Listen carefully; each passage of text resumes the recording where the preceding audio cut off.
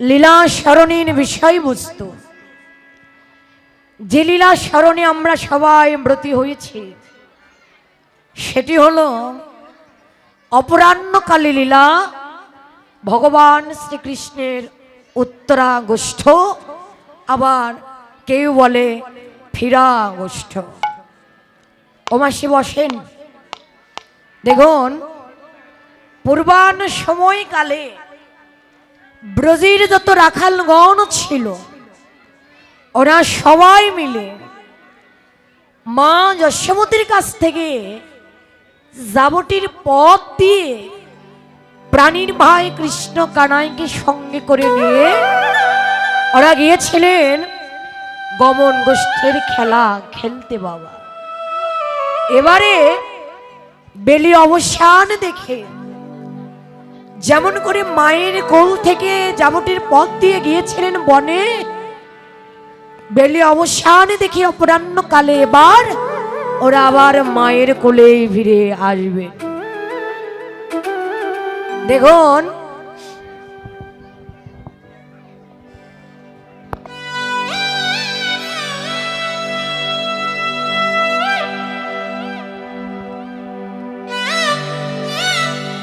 শুধু রাখালগণের কথাই ভাববেন না, নিজেদের কথাটুকু ভেবে দেখবেন। এই যে পেছনে এত কথা বলেছেন কি জন্য? এত কথা বললে কি আর হয় বলুন তো? এ তো ভাব ভক্তি সব এমনিতেই পালিয়ে যাবে এত হইচই করলে।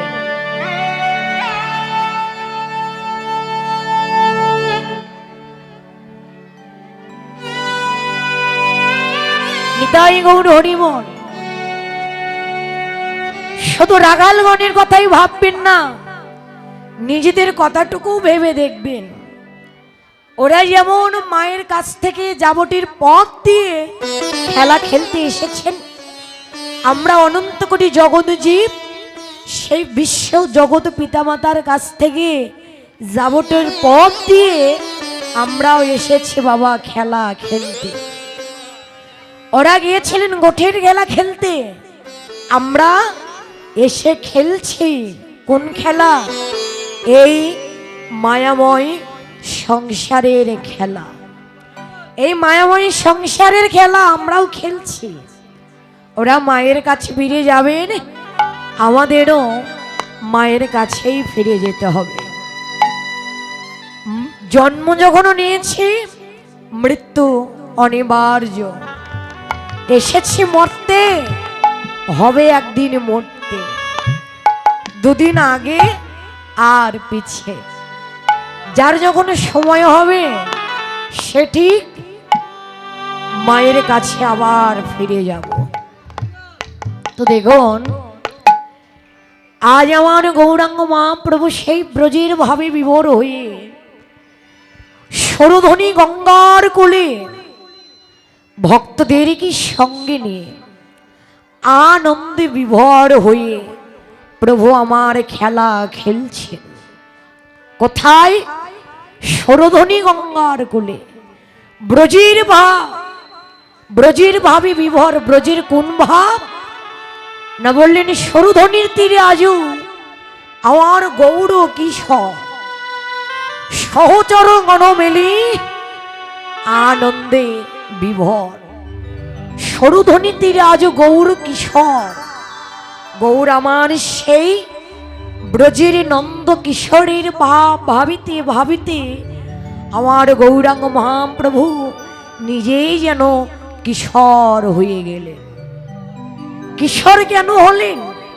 কাদের বলেন না? যারা ছোট, যাদের 6 থেকে 8 বছর বয়স, তাদেরকে তো কিশোর কিশোরী বলে, তাই না? তাহলে গৌর হরি কেন ছোট হলেন? তার কি প্রয়োজন, কিসের অভাব যে তিনি নিজে ছোট হলেন? দেখুন, কবির ভাষায় ঈশ্বরচন্দ্র বিদ্যাসাগর তিনি বললেন, আপনাকে বড় বলে বড় সে নয়, লোকে যারে বড় বলে বড় সে হয়। বড় হওয়া সংসারেতে কঠিন ব্যাপার, সংসারেতে বড় হয় বড় গুণ যা, গুণেতে হইলে বড়, বড় বলে সবে। তুমি বড় যদি হতে চাও ছোট হও আগে, এটাই বাস্তব বাবা। আমি দেখতে অনেক বড় অনেক লম্বা, আমি কিসের বড় বলুন তো? আমার মনটা যদি বড় না হয়, আমার যদি স্বভাবটা যদি ভালো না হয়, আমার চরিত্র আমার গুণ যদি ভালো না হয়, আমি দেখতে লম্বা হলে কি আমি বড়? কখনোই না। বড়তে সে হয় যার এই মনটা বড়, যার এই হৃদয়টা বড়, তার স্বভাবটা ভালো, চরিত্র ভালো, সেই তো কেবল বড় হয়। তাই তো বললেন, তোমারও যদি বড় হওয়ার ইচ্ছা থাকে তুমি আগে ছোট হও। ছোট না হলে কোনোদিন কখনো বড় হওয়া যায় না বাবা। আজকে আমরা এখানে কেন এসেছি? এত দূর দূর থেকে এত কষ্ট করে পাগলের মতো যেখানে ছুটে এসেছি কেন? আমাদের অন্তরে উদ্দেশ্য কি? আমাদের চাওয়া কি? আমাদের লক্ষ্য কি? আমাদের অন্তরে একটি উদ্দেশ্য, একটি চাওয়া, একটি লক্ষ্য কি? সাধুগুরু বৈষ্ণবের কৃপা লাভ করা। সাধুগুরু বৈষ্ণবের চরণ ধুলি এই অপবিত্র দেহে লাগিয়ে এই দেহটা পবিত্র করা। এখানে এসে যদি আমি ভাবি আমি ভক্ত, আমি ভাবনাটাই হবে এই অন্তরের অহংকার বাবা। আমি ভাবনাটাই হবে এই অন্তরের অহংকার। যতক্ষণ আমি আমার ভাবনাটাই অন্তরে রাখবেন, ভাববেন এই দেহটা অহংকারে পরিপূর্ণ। এখানে আমাদের প্রত্যেকের অন্তরে একটি ভাবনা থাকতে হবে, সেটি হলো এই জগতে সবাই হলো উত্তম ব্যক্তি, কেবল একমাত্র আমি হলাম অধম ব্যক্তি। এই জগতে সবাই উত্তম, একমাত্র কেবল আমি অধম। এই ভাবনাটা যার অন্তরে আছেন এই জগতে সেই একমাত্র উত্তম ব্যক্তি হতে পেরেছে। এই ভাবনাটা যার অন্তরে নেই সে কখনো উত্তম ব্যক্তি হতেই পারে না। রাধে আই আমার গৌর হরি এলেন সরধ্বনি গঙ্গার কোলে। সরধ্বনি গঙ্গার কোলে ভক্তগণের সঙ্গ পেয়ে আনন্দে বিভোর হয়ে খেলা খেলছে। কোন খেলা? বৈষ্ণব কবি বললেন, দেখো ভাই আজ খেলছে হরি নামে খেলা রে,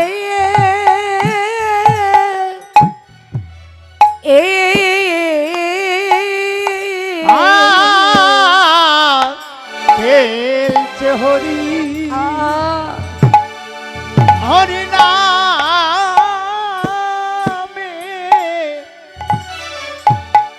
খেলা রে,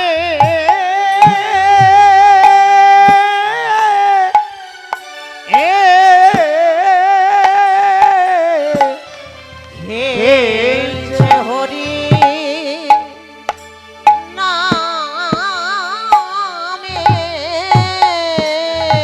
অঙ্গে মাখিছে তনের ধুলা,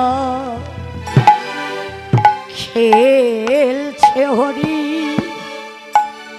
নামে। অঙ্গে ওরে মাখিছে তনের ধুলা, খেলছে হরি হরি নামে। অঙ্গে মাখছে কি তনের ধুলা, খেলছে হরি নামে। অঙ্গে ওরে মাখিছে